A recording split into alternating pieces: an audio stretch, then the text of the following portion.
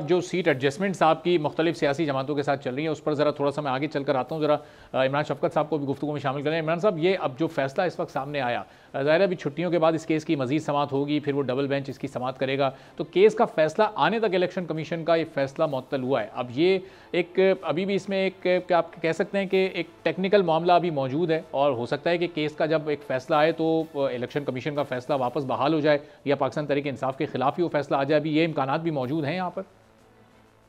जी देखें, दोनों तरह के इम्कानात हैं। एक तो ये कि अदालत जो है वो इसी फैसले को बरकरार रख के जो एक स्टे ऑर्डर आया और इलेक्शन कमीशन को कहे कि इनको आप बल्ले का निशान अलॉट करें।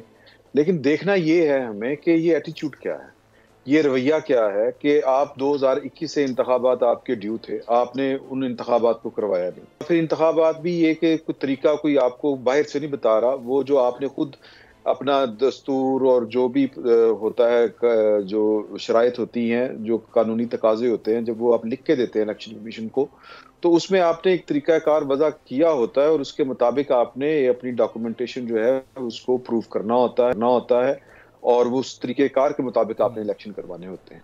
अब ये कहना कि जी कि हम तो इस तरह से हमारे इलेक्शनों के ऊपर सवाल है, बाकियों के ऊपर सवाल नहीं है। फिर 2021 से ये पेंडिंग क्यों चले आ रहे थे, और फिर 20 दिन थे, पूरा प्रोसीजर अडॉप्ट कर लिया जाता।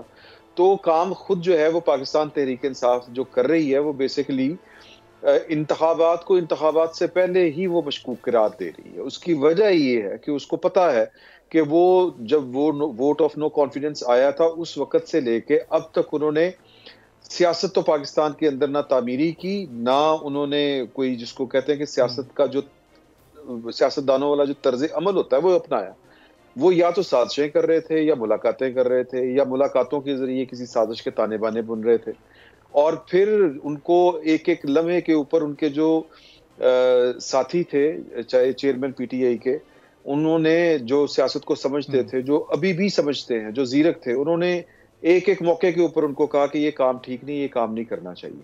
उसका रिजल्ट उल्टा निकला। अब उनकी सारी की सारी अगर आप उनकी स्ट्रेटजी देखें तो वो सिर्फ ये है कि किस तरह इन इंतखाबात को हमने गैर मुनसफाना भी करार देना है, इनको धांधली ज़दा भी करार देना है, इनको एक डिस्प्यूटेड जो है वो इशू बना के खड़ा करना है, और आने वाले दिनों में पाकिस्तान के अंदर अब एक इमरान साहब, जो अजीब ये किस्म का ट्रैक रिकॉर्ड ये उधम पूरा रहा है, ज़ाहिर है वो तो वो सबके सामने है, और जब आवाम में जब ये सारी सियासी जमातें जाएंगी तो वो भी अपनी याददाश्त को थोड़ा सा एक्टिव रखते हुए उसी को मद्देनजर रखकर वोट देंगे। लेकिन ये जब 20 दिन का इनको आखिरी वक्त दे दिया गया था तो उन 20 दिन के अंदर तो उन्होंने वो इंट्रा पार्टी इलेक्शन करा दिए, वो चाहे कोई पैनल नहीं बना, कोई मुकाबले पर नहीं खड़ा हुआ, लेकिन वहाँ तो वो कम अज़ कम ये करवाने में कामयाब हो गए थे। तो उसके बाद फिर ये फैसला इलेक्शन कमीशन की तरफ से होना चाहिए था या नहीं? आप जवाब दीजिएगा।